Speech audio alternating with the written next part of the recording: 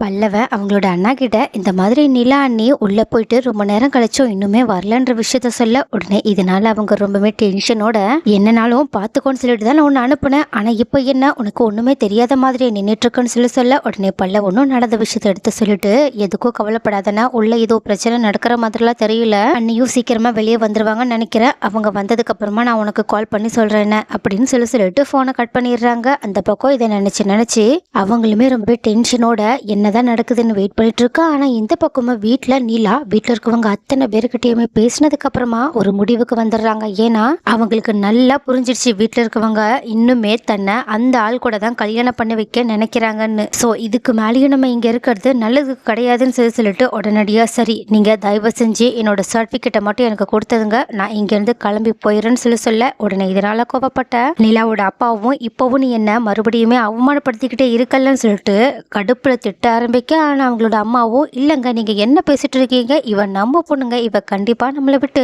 எங்கேயுமே போக மாட்டாங்க அப்படின்னு சொல்லிட்டு நிலாவோட கையை பிடிக்கிறாங்க. ஆனா நிலாவோ ரொம்பவே கோவத்துல இருக்கனால அவங்களோட அம்மாவோட கையை உதறி தள்ளிட்டு என்னோட சர்டிபிகேட்டை மட்டும் எனக்கு கொடுத்துருங்கன்னு சொல்ல உடனே இதை கேட்டுட்டு செம்ம கடுப்பான நிலாவோட அப்பாவும் உடனடியா நிலாவோட சர்டிபிகேட் எல்லாத்தையுமே எடுத்துட்டு வந்து அவங்க கண்ணு முன்னாடியே கீழே தூக்கி போடுறாங்க. உடனே நிலாவோ அதை எடுக்க போகும்போது ஆனா அவங்களோட அப்பாவோ நிலாவை தடுத்து நிறுத்திட்டு ரொம்பவே கோபத்தோட இதுக்காக தானே நீ வந்த, இதுவே உனக்கு கிடைக்காதுன்னு சொல்லிட்டு அதுல பெட்ரோல் ஊத்தி அவங்க முன்னாடியே அவங்களோட கண்ணு முன்னாடியே கொளுத்துறாங்க. இதை பார்த்துட்டு நீலா தன்னோட இத்தனை வருஷம் உழைப்பும் படிப்பும் வீணாகுதுன்னு சொல்லிட்டு கதறி அழுதுகிட்டே அதை அணைக்க ட்ரை பண்றாங்க. ஆனா அது அவங்களுக்கு முடியாம போகவே எல்லாமே அவங்களோட கண்ணு முன்னாடியே எரிஞ்சு சாம்பல் ஆயிடுது. அப்ப கொஞ்ச நேரம் பொறுமையா நடந்தது எல்லாத்தையுமே யோசிச்சு பார்த்த நீலாவும் ரொம்பவே துணிச்சலோட எழுந்து நின்று என்ன நீங்க அடக்கி ஒடுக்கிறதுக்காக தானே இது எல்லாத்தையுமே பண்ணிட்டு இருக்கீங்க, என் சர்டிபிகேட்டை எரிச்சிட்டா என்னோட வளர்ச்சியை உங்களால தடுக்கவே முடியாது, நீங்க வேணா பாருங்க, நான் கண்டிப்பா ஒரு நல்ல கம்பெனிக்கு வேலைக்கு சேர்ந்து ஒரு நல்ல பொசிஷனுக்கு வருவேன், அப்பாவால வெறுக்கப்பட்ட பொண்ணு கண்டிப்பா அவங்களாலேயுமே சாதிக்க முடியும்ன்றத நான் உங்களுக்கு நிரூபிச்சு காட்டுறேன்னா இல்லையான்னு மட்டும் பாருங்கன்னு சொல்லிட்டு செம்ம கெத்தோட அவங்க ஒரு சவாலை விட்டுட்டு வெளியே கிளம்பி வராங்க.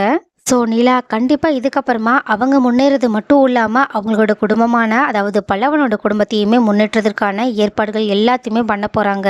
எல்லாத்துக்கும் மேலே தன்னோட குடும்பத்துக்கு முன்னாடியே தான் ரொம்ப பெரிய ஆளை ஆகணுன்ற வெறித்தனத்தோட உழைக்க போகிறாங்க. ஸோ இதுக்கப்புறமா இந்த ஸ்டோரி இன்னுமே பரபரப்பாக போக நிறையவே வாய்ப்புகள் இருக்குதானே.